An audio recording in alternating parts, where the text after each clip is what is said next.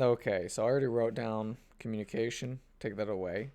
So, surprise, surprise, today we are going to talk about communication. Now, basically, I have been building up layers, right, of lower concepts so that we can build on top of those and get to a higher point. So, communication is going to be our next topic. And what I'm going to talk about specifically is like computer communication. Now, I want to make sure that you understand that this isn't the internet. Like just communicating isn't the internet. The internet is more than that. And they will come in later videos. But for now, we're just going to focus on the fact how computers communicate, how it's even possible for them to communicate between each other. So, just a quick warning, I simplify this for your understanding. I have to. Like, I'm gonna give you the concepts, and they're gonna be like pretty true, but maybe not completely true, and that's okay. Like, as long as you get them at a high level, you'll have a decent understanding of technology in general. So, there's two major modes of communication between computer systems, right? Well, there's technically endless modes because, like I said in the binary lecture, you can send binary in whatever way you want. You can literally do anything that has two states, and binary is like communicatable, right? I can say to you 001 0 1. I can go dot dot dot dash dash dash dot dot dot. All of this is binary. So when computers intercommunicate, though, they use electricity, right? They they have electricity as this resource that they are able to manipulate. And if you take a wire that goes from point A to point B and you have control over the electricity running through that wire, you can change the voltage of that wire periodically, right? And I'm pretty sure voltage is the correct thing. I'm pretty sure what I'm saying is right, but it may be something else, but let's just go with it. So let's say you have voltage low, and I'll use colors for this. We'll say VL is low voltage, and VH is high voltage, right? And let's say you're listening. I'm gonna try and draw an ear. People who are teaching are always bad at drawing ears. Um, you're listening on this side, and when I say listening, I mean I don't know. You've got an electrode in there, and you're just reading the voltage. Okay, and you decide to listen, let's say every second. You're going to read the voltage every single second. That means over the wire, if I listen every single second and I choose to send a high voltage and a low voltage at different times, I will be able to read binary from that, right? So the important things here are that one, we have low and high voltages, which are two different states. They don't mean 0 and 1, they're just low and high voltage, two different states. I'm listening on one end, and I've decided on an arbitrary timing, like an arbitrary time that I'm gonna be like, okay, what is it now? What is it now? What is it now? And we're gonna say 1 second. If I send, I can then decide that low voltage is 0, high voltage is 1, right?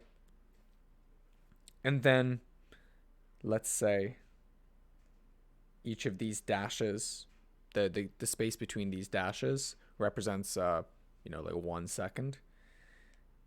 It's hard to visualize electricity this way because it doesn't really work like that. Like you don't put it one after the other in terms of electricity.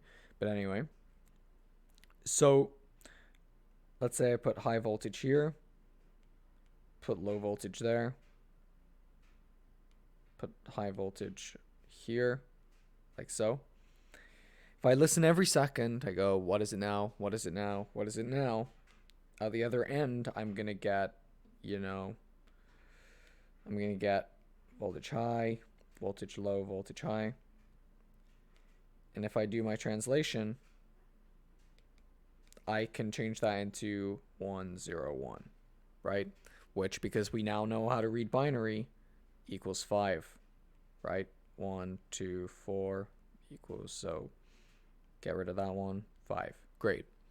So computers, that means storage to CPU, like we were talking about last video, and any device in your computer that you plug in, like a USB key, or a mic, or a webcam, or a keyboard, or a mouse. What they're doing, essentially, assuming they're wired, is they're sending binary over the wire like this.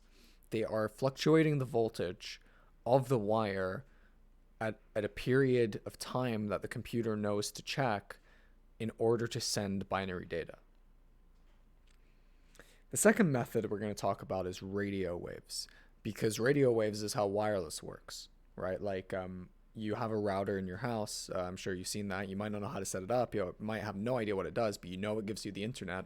And basically what it's doing is it's using radio waves. Now, again, I don't know if this is true, but it is enough to understand the high level. I'm pretty sure routers use frequency modulation to send data. So FM radio is one kind of radio. There's also AM radio, but most people use FM. And what FM radio does is it sends signals by changing the frequency over a period of time. So you have the exact same concept here, right? You have the ear. So I'll try and draw an ear again. There we are. So we have this ear and we're listening. We're choosing an arbitrary amount of time to listen to the radio wave, but there's no wire involved now. Now we're just listening to a wave in the air that we can't hear as humans. And every second we're going to check. And frequency modulation means that the amplitude is the same. The amplitude is the height of the wave. So this is a low frequency wave. This is a high frequency wave. But they both have the same height, you see here. So let's say that this is low frequency and this is high frequency. Actually, I'll give them different colors. So we'll call this low, call this high. What we could do is we could send a radio wave over to that ear. I'll get rid of my radio wave there. Say this is the line of the radio wave. Well, there's no physical line, so let's not even put a line. And we could do something like this. Oh, that was dumb. I put the same color. There we are. What did we do before? Okay, good. So we'll go high frequency, low frequency, high frequency. Okay. Ear listens. It's listening to radio waves now, no wires. And it finds out that we end up with high, with a low in the middle, which gives us 1, 0, 1, because we have decided that high frequency is a 1 and low frequency is a 0. Okay? So computers, so whether you understand the physics of how this works and how radio waves can possibly do this, the magical physical mumbo jumbo that goes on behind it, you need to accept that this is true, right? Binary can be sent by sending a stream of single zeros and ones in a line using wires if you have a physical connection and radio waves if you have a wireless connection. So let's talk about how a message actually gets from your phone to my desktop computer. So if you send me a message on Discord or you send me a message on Facebook or something like that, there has to be a traveling of bytes that is sent, right? So this is what happens. And again, simplified for understanding, possibly not incredibly, like not entirely accurate, but accurate enough. So this is going to be our message. We're going to make our message this, it's a good color. Let's go with this orange color, right? Hey ho. Okay, you're going to send me this message. What's going to happen is the CPU is going to be able to process the binary, right? The binary is in storage. So one thing that I haven't like pre-written here is that there is storage. So we'll do our storage box in here. And you can imagine that all of this is inside All of this is inside the phone. Okay. So this message is sent from the storage of the phone to the CPU. The CPU then pushes that over to a radio transmitter, right, which is inside of your phone. The radio transmitter then uses the FM radio communication that we talked about before, and it sends a radio wave over to your router, which will be the thing that you have. Like, maybe yours has this, but they normally have antennas. Not all of them do now, but whatever your wireless router is. The wireless router is going to use its own storage, like here, storage. That message is gonna end up in storage somehow, because that's basically every time it receives something, it throws it into storage. It's gonna use its own CPU like this, because it has its own CPU.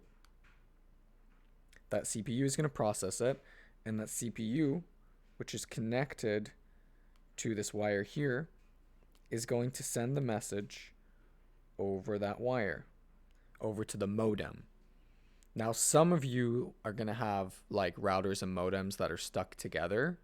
Both of these things exist in the same device sometimes, but sometimes you have them separated, right?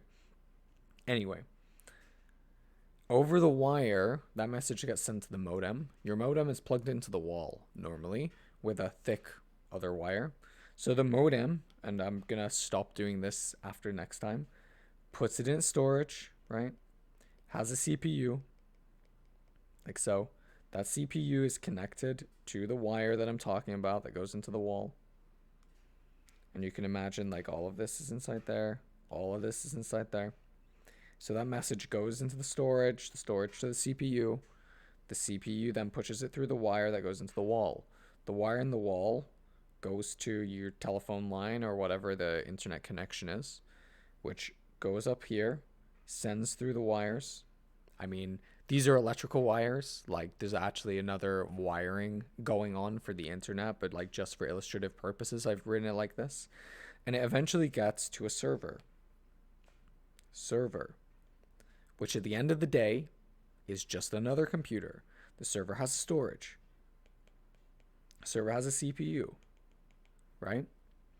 And the server is connected to the wire, so that's the insides of it. What it does is it receives it, puts in its storage, sends the storage to the CPU, and the server, and we're going to talk about this like in another video, but the server knows where you want it to go, right? So it goes, okay, where do you want it to go? Great. I'm going to send it to my storage, to the CPU, into the wire, back down the wire that it needs to go down, back down here, and I know that you've got to get it to your neighbor, right? Or to me in Canada. Comes back down the wire, goes back through the wire like this, into the modem. The modem has a storage in a CPU, sends it over the wire to the router. The router has a storage in CPU, sends it to the radio transmitter, which sends it to the receiver inside my desktop. That sends it over the wire directly to the CPU, which then sends it into the storage of my computer, where it can be manipulated and therefore displayed to me. What did we put?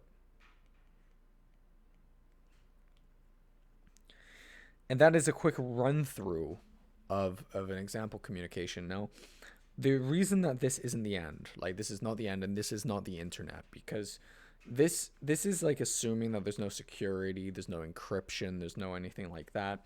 And we rarely do these kinds of like direct communications today. There's a lot more layers to this before you actually end up with a functioning internet. But what I want you to take away from this whole video is this thing that I keep repeating, that at every step, at every node in this, at every step of the way, so, you know, step 1, step 2, step 3, step 4, there is never a point in this entire thing where the binary does not encounter something that has a CPU and has storage, right? And essentially what something with a CPU and storage is a computer. So what I'm trying to say is that every single thing in this is another computer, and that they all communicate via the same two methods, wires and radio. And so even though the devices have different jobs and do different things, you can kind of consider them all the same thing, right? At the end of the day, you can consider all of them a storage and compute bundle that is using either wires or radio to send binary. And I'm going to stop there for now. I think that's enough. Next time, we're going to start moving into real internet territory.